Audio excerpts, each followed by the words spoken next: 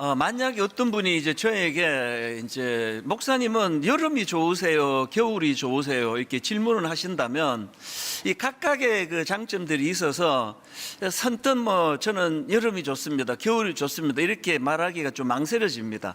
그런데 이제 이 여름은 낮이 길고 밤이 짧다는 그 점만 고려해서 답을 한다면 저는 단연코 여름이 좋습니다.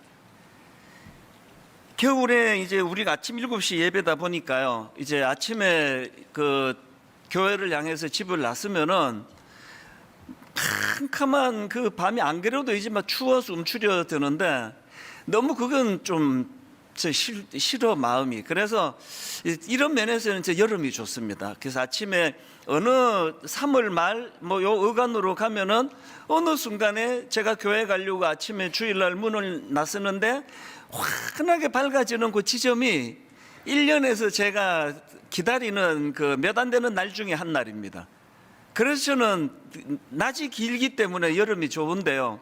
그러면 아마 이렇게 생각하실 겁니다. 그럼 우리 목사님은 하지를 되게 좋아하시겠다 이런 생각을 하신다면 정답은 아니에요. 저는 동지가 좋습니다. 그 모순 아닙니까? 아니 그 낮이 긴 걸 좋아한다면서 1년에 낮이 가장 짧은 동지를 좋아한다는 건 모순 같지만 그렇지 않습니다. 저는 1년에 동지가 또 가장 좋은 날 중에 한 날이에요. 왜냐하니까 비록 그때가 1년 중 가장 짧은 날이기는 하지만 낮이 그때부터 낮이 길어지는 스타트가 이루어지기 때문에 동지가 너무 좋아요. 그래서 막 이번 동지 날에도 막 너무 기뻤고요. 그리고 지금 계속 이제 길어지고 있을 거 아닙니까? 느끼지는 못하지만. 그러다가 저는 이제 이 기다림에 소망이 있습니다. 한 3월 말 정도가 되면 또 환희의 날이 와요. 이게 그냥 서서히도 아니에요. 어느 날 아침에 교회 말씀 전하러 교회 가려고 문을 딱 열고 났으면 환하게 밝아진 어떤 지점이 있거든요. 그게 기다리는 그것들이 좋아서 이게 저에게 좀 습관이 돼버렸습니다.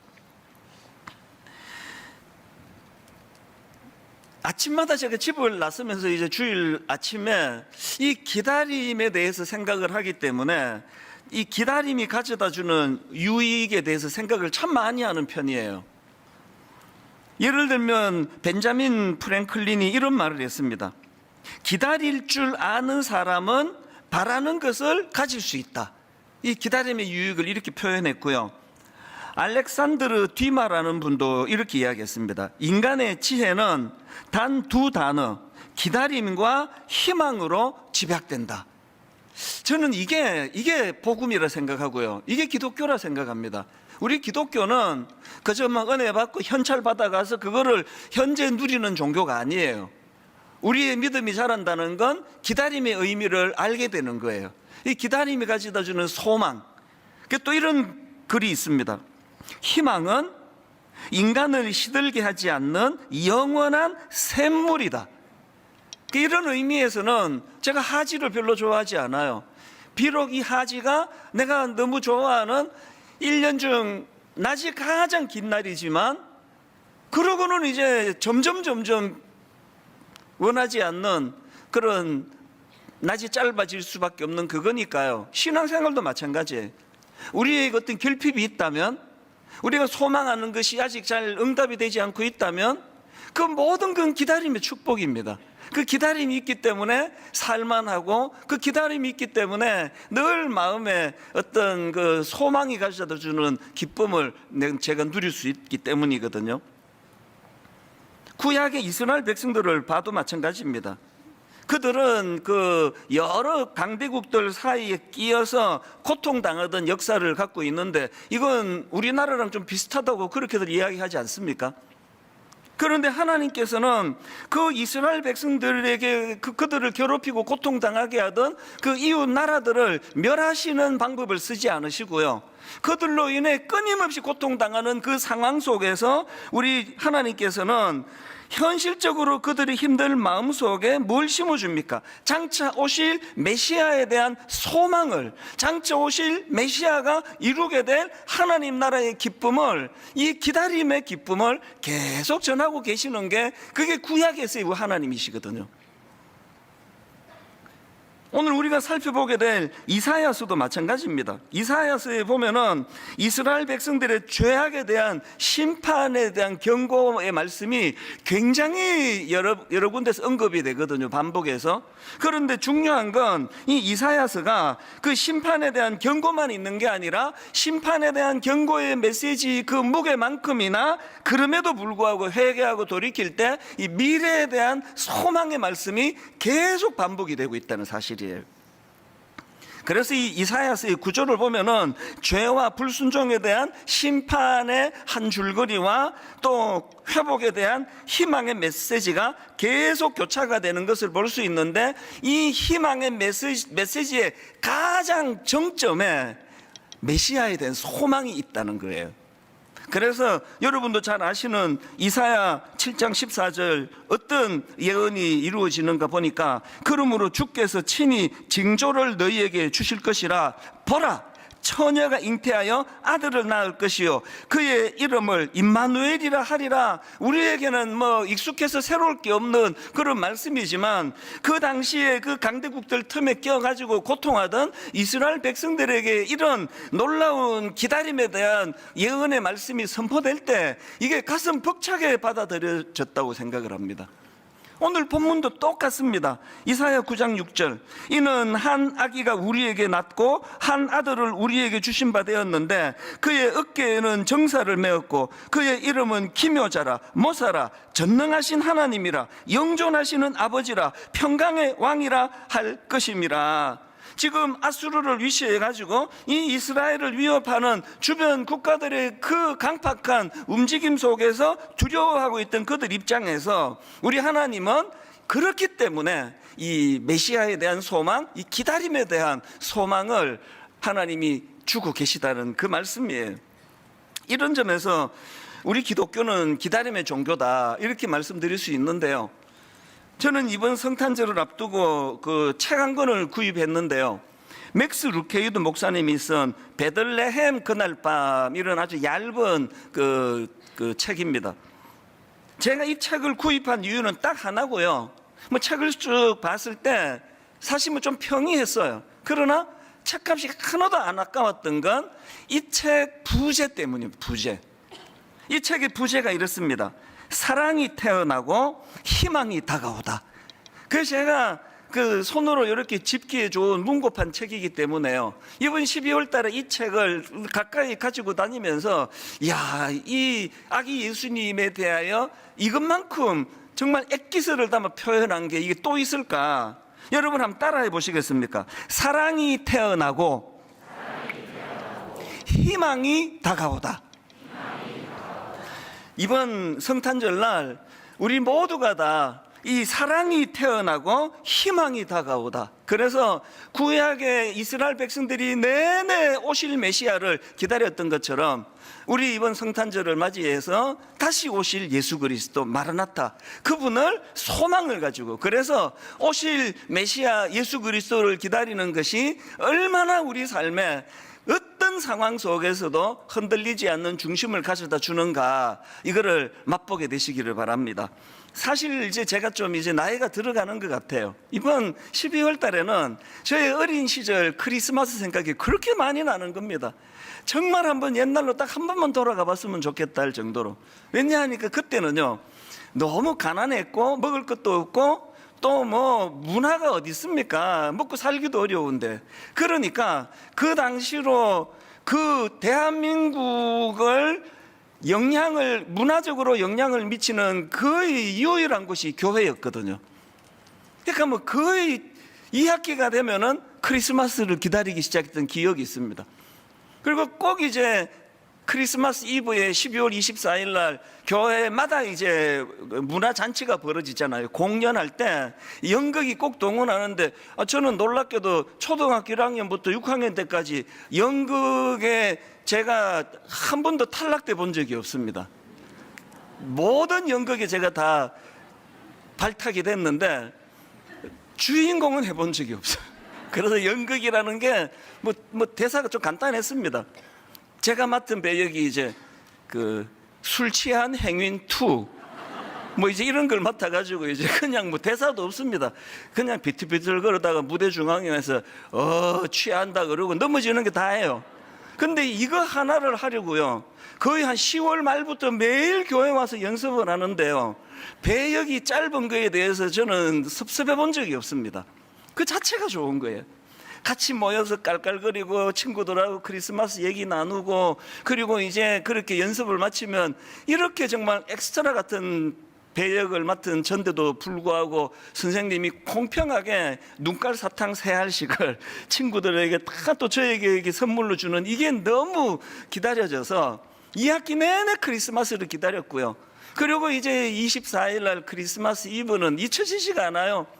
친구들하고 그 중등부 한 40-50명 모이던 거기에 둥글게 앉아가지고 밤새도록 게임하고 또 여학생들하고 선물 교환하고 그렇게 놀고 있으면은 이제 여전도에 그 어머니가 또 오세요. 그래서 얘들아, 국밥 먹어야 된다, 국밥 먹으러 와라. 새벽 3시에 그 뜨거운 국밥 먹고, 그리고 이제 새벽송 돌면은요, 뭐 세상을 다 얻은 것 같았습니다. 왜? 과자를 얻는 날이니까. 이렇게 큰 보자기를 들고 다니면 이제 새벽송, 그게 참 그때를 생각하면 보통 그 국민들이 굉장히 여유가 있었습니다. 새벽에 4시에 막 이 노래를 불러서 잠을 깨우고 하는데, 제가 새벽송 뭐 거의 한 10년 이상 했을 거 아닙니까? 저는요, 새벽송 한다고 시끄럽다고 나와가지고 항의하는 사람을 단 한 번도 만나본 적이 없습니다. 그거를 종교가 달라도 다 그거를 인정하고 즐거워하는 걸 보면 그때는 참 사람들이 마음에 여유가 있었던 것 같아요. 그 별똥별이 쏟아져 내리는 그 새벽을 잊을 수가 없고요. 그리고 이제 이 새벽 성도 또 기다림입니다. 이제 집에 가서 이제 찬양을 불러드리면 꼭 이제 그 성도님이 나오셔서 과자를 주세요. 그러면 이제 이 큰 보자기에 이제 과자를 다 담는데, 지금 생각하니까 대부분이 불량품이었습니다. 그 리어카표 이런 거. 그리고 이제 새벽송을 다 마치면 7시에 모여가지고 이거 과자 나누는데 거의 뭐 불꽃이 튑니다. 내 몫을 적게 줄까봐 막 불을 켜고 지켜보고, 그렇게 이제 과자 받아가지고, 이게 모든 과자를 다 뒤섞어가지고 나누니까 요즘 애들 이거 먹으라 그러면은 갖다 버리세요 그럴 거예요. 그 과자를 집에 갖다 놓고 아껴 먹어서 한 일주일 이상을 그렇게 먹었던 그 추억이 너무, 이번에 제가 12월 달에 되면서 그 추억이 마음에 그리운 거예요.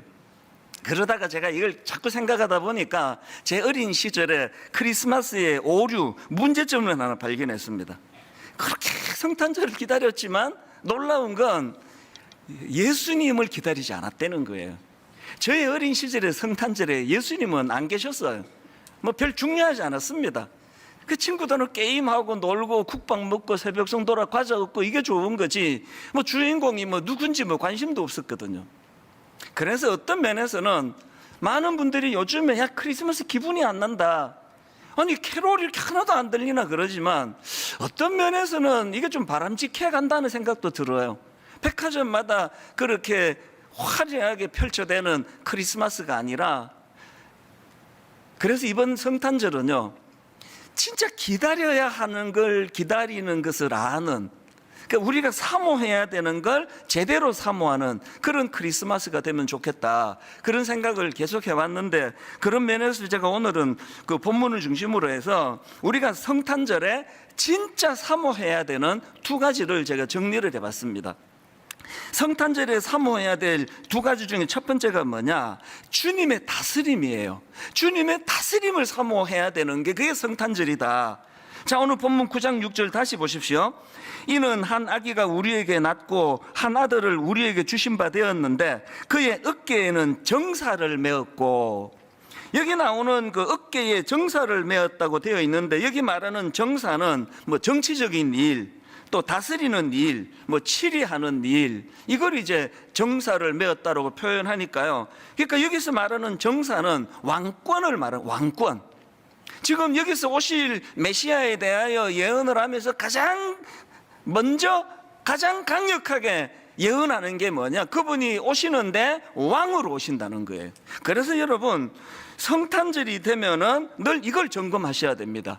이 땅에 오신 예수 그리스도가 내 인생의 왕이신가? 내 인생의 보좌에 내가 앉아 있는 거 아닌가? 이 보좌에 왕이신 그분이 좌정하고 계시는가? 이거 점검하셔야 돼요. 이게 왜 중요하냐? 요즘 제가 정독하면서 읽는 책이 있는데요, 김상근 교수님이 쓴 군주의 거울이라는 책이 있습니다. 이 책의 부제가 아포리아 시대의 인문학 이렇게 되어 있는데요, 이 아포리아라는 것은 철학 용어의 하나인데요, 해결 방도를 찾을 수 없는 난관의 상태, 이게 아포리아의 상태라고 제가 그 지식백과를 찾아보니까 그렇게 설명하더라고요. 그리고 또 이 책의 저자가 말하는 아포리아도 같은 개념이에요. 아포리아가 뭐냐? 어떻게 해볼 수 있는 것이 없는 상태, 이게 아포리아의 상태래요. 그리고 길 없음의 상태이자 출구 없음의 상태, 이게 아포리아래요. 그래서 고대 그리스에서 이 단어는 위기보다 훨씬 심각한 상태에 직면해 있는 것, 이게 아포리아래요. 그런데 이 책에 보면은 저자가 오늘 우리 대한민국이 아포리아 상태라는 거예요.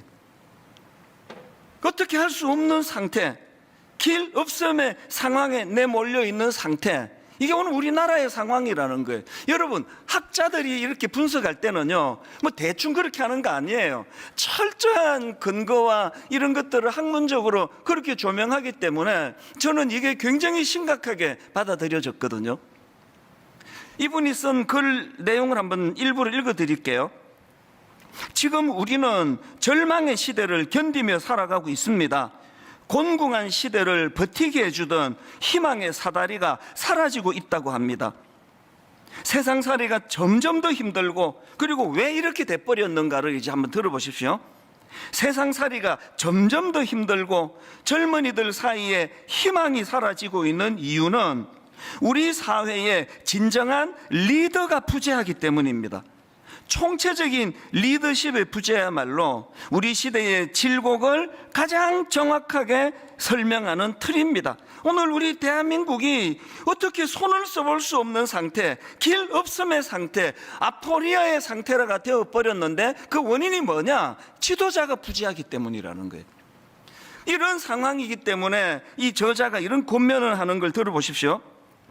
지금까지 우리는 남들보다 빨리 노를 젓기 위해, 남들보다 먼저 목적한 항구에 도착하기 위해 고개를 숙인 채 열심히 노를 저어왔습니다. 앞을 향해서만 달려왔습니다.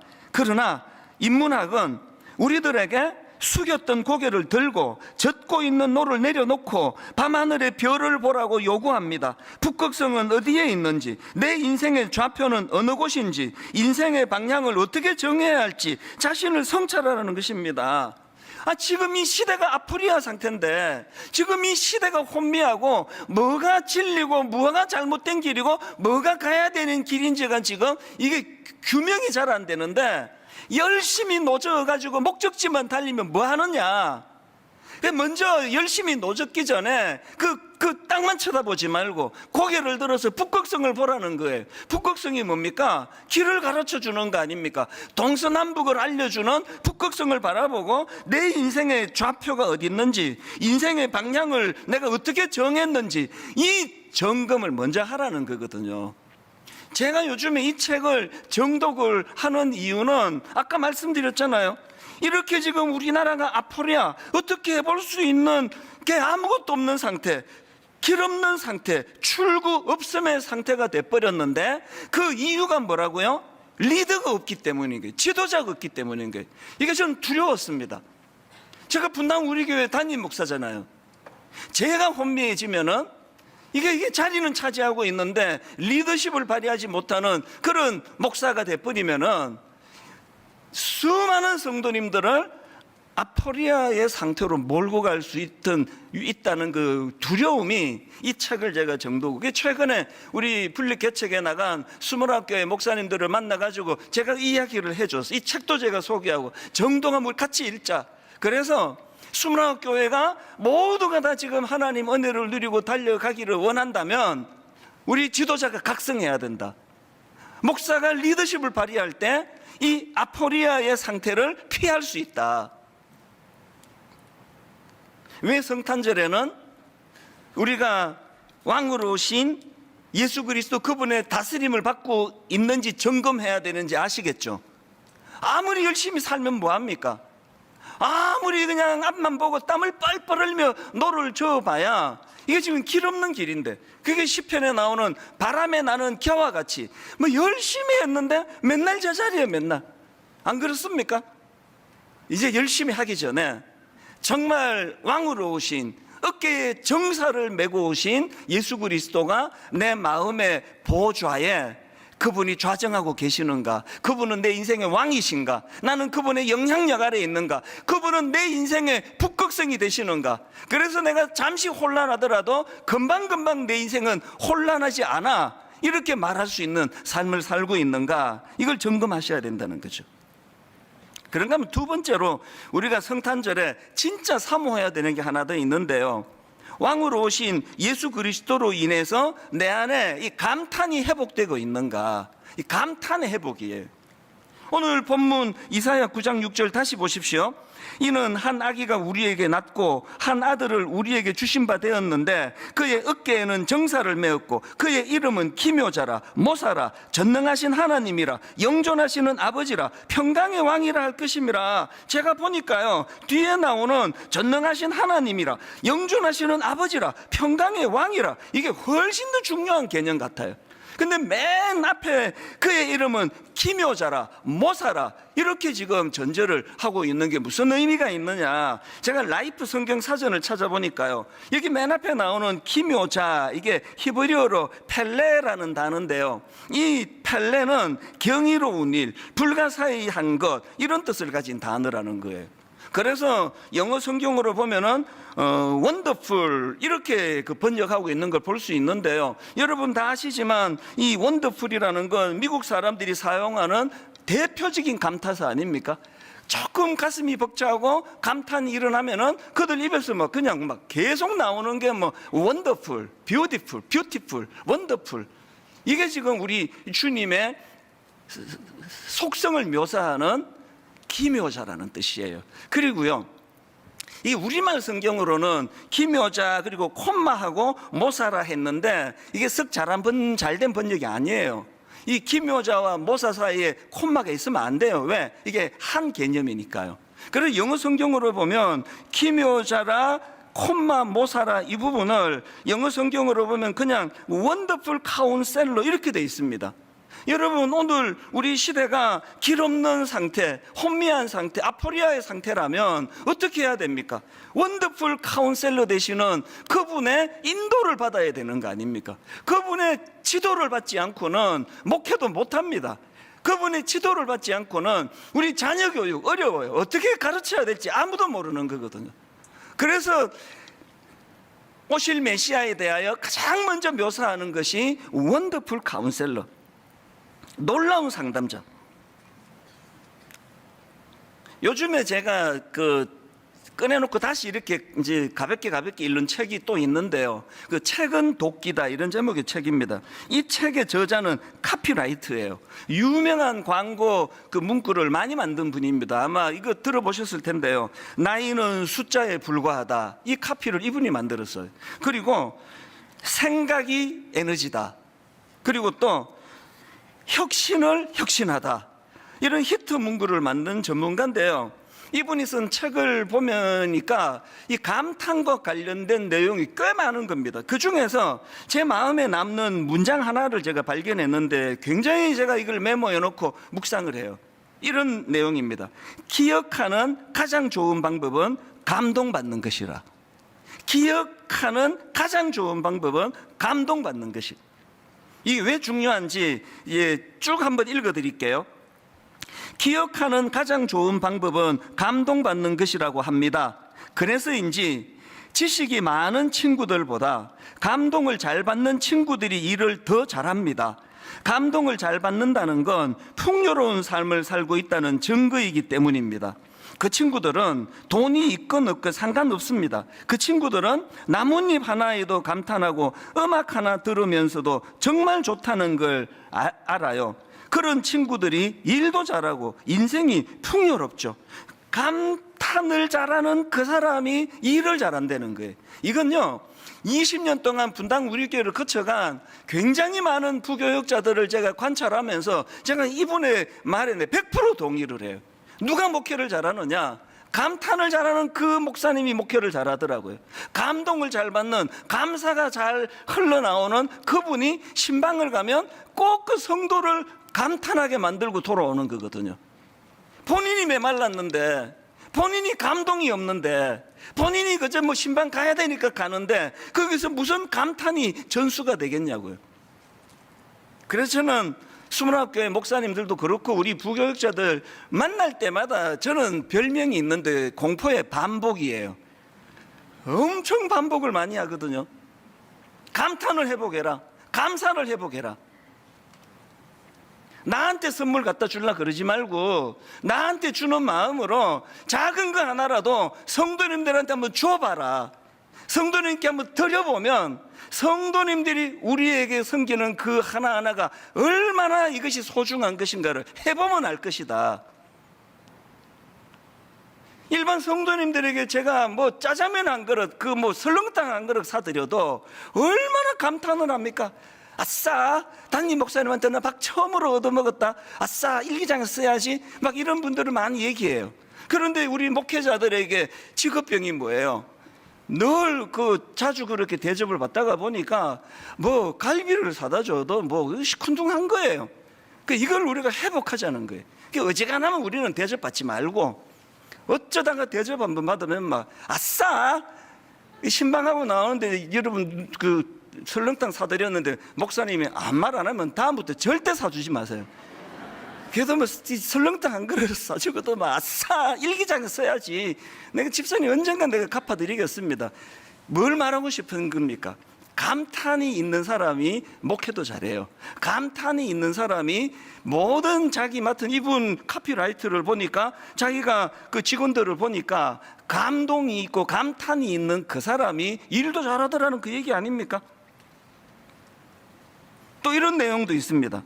창의력이라는 건 무심히 보지 않고 경탄하면서 보는 것이죠. 집중하는 습관을 들이라는 것입니다. 창의적인 사람이 되고 싶다면 우리는 자두를 보고 수박을 보고 사과를 보고도 감동할 줄 알아야 합니다. 누가 창의적이라고요? 사과 하나를 보고도 감동하는 거예요. 자두 하나를 보고도 감탄하는 거예요.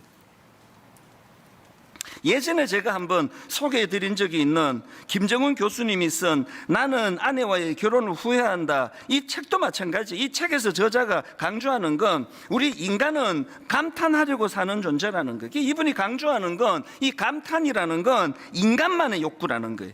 감탄은 인간을 다른 동물과 구별짓는 가장 중요한 특징이라는 거예요. 제가 강아지를 키워보니까 이 말이 너무 공감이 돼요. 우리가 키우는 강아지가 너무너무 인간 친화적이고 좋은데 하나를 못해요. 감탄을 못해요. 어쩌다가 이제 삼겹살을 구우면 막 옆에 와서 막 신음소리를 내고 강아지 진짜 웃겨요. 막 침도 삼켜요. 삼겹살 먹고 있어 옆에 와서 막 침을 막 삼키면서 그래서 도저히 그냥 못 넘어가. 그래서 참 피 같은 고기 한 점을 안 먹고 넘겨주면요, 이게 끝이에요. 쉽지도 않아요. 그럼 그 다음 또 기다리는 거예요. 이놈아, 네가 이래서 네가 개지. 조금만 감탄하고 조금만 고마워하고 그러면 내가 계속 줄 텐데. 이건 내가 웃기려고 하는 이야기지만요, 인간이 짐승과 다른 결정적인 게 감탄할 줄 안 되는 거예요. 감사할 줄 안 되는 겁니다. 참 이런 면에서 우리나라 교육이 저는 원망스러워요. 아까 그 책에서 뭐라 그랬습니까? 기억하기 가장 좋은 방법은 감동하는 거라 그러는데 우리는 어릴 때부터 감동 없이 외워라, 그냥 태정태세 문단세. 여기에 무슨 감동이 있습니까? 그래서 대학 보내느라고 감동을 죽여버리는 게 가슴 아픈 우리나라 자녀 교육 아닙니까? 제가 70년대 후반에 고등학교 다닐 때 어른들이 이런 말을 꽤 하셔서 여학생들 보고 참 좋을 때다. 쟤들은 날아가는 새만 봐도 깔깔깔깔 웃음을 터뜨리는 세대라고. 우리 가난했지만요, 참 옷도 뭐 그냥 뭐 낡은 거 입고 보잘것 없었지만, 그리고 뭐 어떤 면에서는 뭐 부끄러운 이야기지만 뭐 샤워를 뭐 자주 못해가 냄새는 날지 몰라도 그때는 감탄이 있었어요. 그렇게 그 온돌방에서 형제들이 모여가지고 한 방에 그 불편하게 생각 안 하고 뭐 형하고 누나하고 같이 낄낄거리고 깔깔거리고, 그런데 이게 어느 날 없어져 버린 겁니다. 이게 왜 위험한지 아십니까? 그 책 내용을 조금만 더 읽어드릴게요. 충족되지 않는 감탄의 욕구는 욕구 좌절이 된다. 욕구 좌절은 심리학적으로 뒤집어져 분노가 된다. 적개심이 되고 공격성이 된다. 모두들 어디 한번 건들기만 해봐라 하는 표정으로 거리를 헤맨다. 내 삶이 어려운 이유는 간단하다. 경제가 어려워서가 아니다. 정치가 개판이어서가 아니다.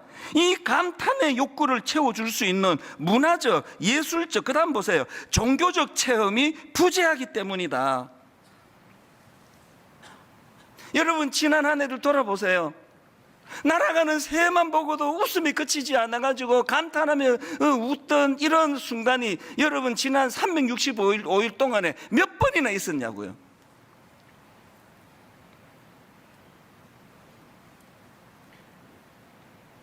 그 책이 이런 결론을 내립니다. 내가 지금 행복한 삶을 살고 있는가의 기준은 아주 간단하다. 도대체 하루에 몇 번 감탄하는가이다. 사회적 지위나 부의 여부와 상관없다. 내가 아무리 높은 지위에 있다 할지라도 하루 종일 어떠한 감탄도 나오지 않는다면 그건 내 인생이 아니다. 오늘 여러분, 우리 대한민국이 울분 공화국이라는 말을 하잖아요. 이유를 찾으셨죠? 그리고 대안도 찾으셨죠? 어떻게 하면 이 울분 공화국 점점 분노의 악순환이 쌓여가는 이것으로 벗어날 수 있느냐? 여러분, 기묘자 되시는 예수 그리스도가 내 안에 좌정하시는 거예요. 기묘자 되시는 원더풀 카운셀러 되시는 그분이 나를 다스리실 때 내 안에 울분이 있는 그 자리가 감탄으로 바뀌어지게 될 줄로 믿습니다. 일상에 지쳐 있다 보니까요, 어떤 분이 이제 이 책에 대해 서평을 썼는데 여자분 같아요. 이런 글을 썼더라고요. 언제부턴가 나는 아무리 멋진 경치를 보아도, 아무리 맛있는 음식을 먹어도, 아무리 좋은 선물을 받아도 마음에서 우러나는 감동을 느끼지 못했다. 나중에는 내 삶 전체가 그저 의무감으로 분위기를 맞추기 위해 감동하는 척하며 살았던 것이다. 가슴 깊은 곳에서 우러나오는 감동이 없는 삶, 그것은 수동적인 삶이었다. 저는 이런 일련의 내용을 보면서 사도행전 2장 인물 하나에 기뻐하는 모습이 머릿속에 계속 맴도는 거예요. 여러분 아시죠? 사도행전 3장 6절, 베드로가 이르되 은과 금은 내게 없거니와 내게 있는 이것을 너에게 주노니 나사렛 예수 그리스도의 이름으로 일어나 걸으라 하고 오른손을 잡아 일으키니 발과 발목이고 힘을 얻고, 그 다음 8절, 뛰어서서 걸으며 그들과 함께 성전으로 들어가면서 걷기도 하고 뛰기도 하고 하나님을 찬송하니, 이 거지가 성전 문 앞에서 구걸하며 살아가는 이 거지가 평생에 경험하지 못한 감탄을 경험했습니다. 왜 경험했습니까? 왜 경험하게 됐습니까? 기묘자 되시는 예수 그리스도의 이름의 능력을 경험했거든요. 그랬더니 이 거지가 영향을 미치기 시작하네요. 그 다음 9절 10절을 보십시오. 모든 백성이 그 걷는 것과 하나님을 찬송함을 보고 그가 본래 성전 미문에 앉아 구걸하던 사람인 줄 알고 그에게 일어난 일로 인하여 심히 놀랍게 여기며 놀라니라. 평생을 감탄 없이 살아가던 이 거지에게 기묘자 되신 예수 그리스도의 이름의 능력이 나타나니까 주변 사람에게 영향을 미치는 거예요. 주변 사람들이 이 거지를 보고 영향을 받아가지고 다 감탄하는 거예요. 여러분, 어떤 영향력 있는 자리에 계십니까? 영향력 있는 자리가 그 사람을 영향력 있게 만들지 않아요. 여러분 내면의 기묘자 예수가 여러분 인생의 주인이 되실 때, 여러분 인생의 감탄이 회복이 될 때, 기뻐 춤을 추는 감격이 내 안에 일어날 때, 그때 비로소 영향력 있는 인생이 될 줄로 믿습니다. 이런 감탄의 삶을 산 인물이 구약의 다윗 아닙니까? 시편 139편 17절 하나님이여 주의 생각이 내게 어찌 그리 보배로우신지요 그 수가 어찌 그리 많은지요 내가 세려고 할지라도 그 수가 모래보다 많도소이다 내가 깰 때에도 여전히 주와 함께 있나이다. 여호와 하나님에 대한 감탄이 다윗에게 있었거든요. 여호와 하나님에 대한 감탄이 있으니까 그런 사람이 자기 인생을 어떻게 바라보고 있느냐. 14절을 보세요. 14절 다윗이 이렇게 말합니다. 내가 주께 감사하오면 나를 지으심이 심히 기묘하심이라 주께서 하시는 일이 기이함을 내 영혼이 잘 아나이다. 여러분 여기 나오는 나를 지으심이 심히 기묘하심이라 이 말씀을 직역하면 나는 기막히게 감탄스럽다. 영어로 제 발음이 안 좋아서 화면으로 좀 자막으로 띄워달라 그랬는데요. 영어로 이렇습니다. I am awesomely wonderful. 다윗은 지금 자기 인생을 기막히게 아름다운 인생이라고 묘사합니다. 왕이 된 다음에는 겉으로 보기에도 기막히게 아름다웠겠지만 다윗은 목동 아닙니까? 목동. 평생 그렇게 그 권력자에게 쫓겨 도망다니던 인생 아닙니까? 그런 자기 인생에 대하여 나는 울분이 많아, 나는 상처가 많아, 니들도 나만큼 상처를 겪어보면 나한테 다른 말 하지 못해, 나는 세상은 나 울분으로 가득 차 있어. 다윗은 그렇게 말하지 않았습니다. 다윗은 나를 지으심이 심히 기묘하심이라 I am awesomely wonderful. 나는 기막히게 아름다운 인생이야. 내 인생이. 이 감탄을 회복하는 사람. 시편 8편도 마찬가지 아닙니까? 1절에서 다윗이 하나님을 감탄해 경탄합니다. 여호와 우리 주여 주의 이름이 온 땅에 어찌 그리 아름다운지요 주의 영광이 하늘을 덮었나이다. 이렇게 하나님을 감탄하니까 바로 그 다음 3절에 이런 영향을 그가 받습니다. 주의 손가락으로 만드신 주의 하늘과 주께서 베풀어 두신 달과 별들을 내가 보니 사람이 무엇이간데 주께서 그를 생각하시며 인자가 무엇이기에 주께서 그를 돌보시나이까. 이게 아까 말씀을 하자면 I'm awesomely wonderful이에요. 비록 양 지키느라고 밤을 새워야 되는 3D 업종에 일을 하고 있지만 그 쏟아지는 별빛과 우주를 보면서 하나님을 감탄하니까 내 인생이 감탄이 나오는 인생입니다. 그래서 그 G.K. 체스터턴이 했던 말입니다. 이 세상에서 부족한 것은 기적이 아니다. 부족한 것은 감탄이다. 결론을